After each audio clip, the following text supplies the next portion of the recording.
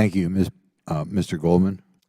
Thank you, Mr. Chairman, and I thank our witnesses for being here.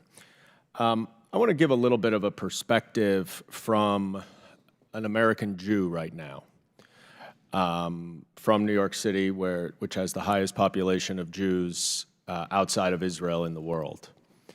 What happened on October 7th was an effort by an extremist, jihadist, terrorist organization to kill as many Jews as possible.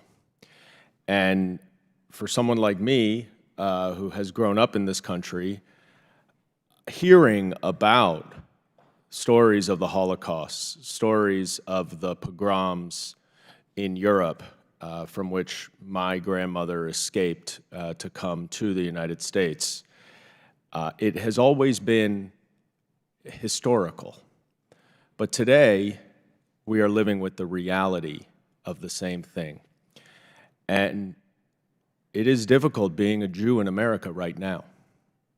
There are mass protests against Jews who suffered from a terrorist attack. There are dramatically increased threats, and in many ways, it feels very isolating. And so in large respect, I appreciate having this hearing today because we do need to make sure that we are addressing the persecution and discrimination and hate against all religious groups.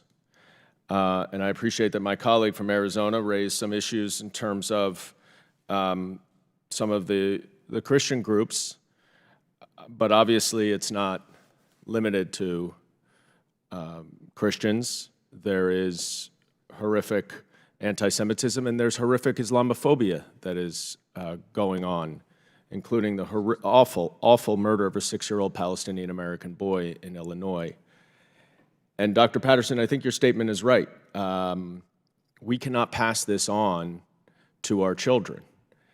And so I'm grateful that you are all here to discuss what has to be a unified anti-hate platform among all religions, among all ethnicities, among all races, so that we get back to the foundational principles of this country and of this great democracy, that we are all created equal and we all have an opportunity to succeed and to thrive regardless of our religion.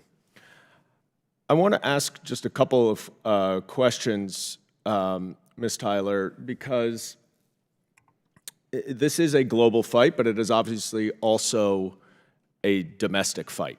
And there is domestic extremism that we're now seeing on both sides.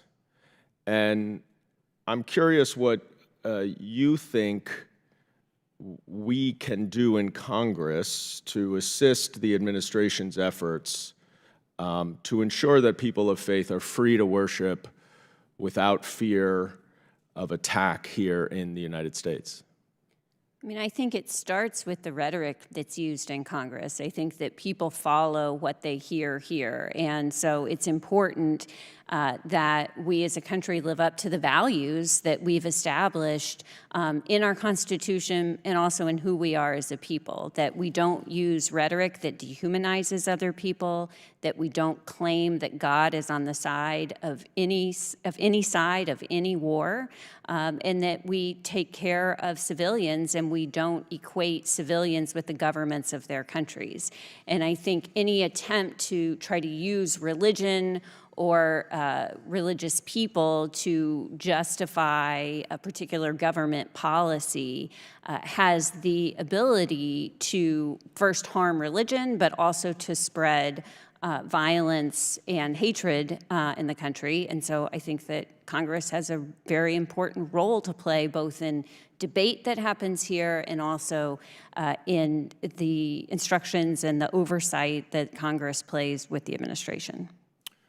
Thank you for that thoughtful response. And Mr. Curry, in my last few seconds, because of your expertise in the international realm, I'm curious how you think or how you perceive domestic religious extremism and discrimination has an impact abroad? I think anytime we look at international religious freedom, what I'm trying to do is hold up the international standard that people have the freedom to associate, to choose their own faith, and to practice it freely. I would say that standard should hold for us as well here. Thank you, and I yield back.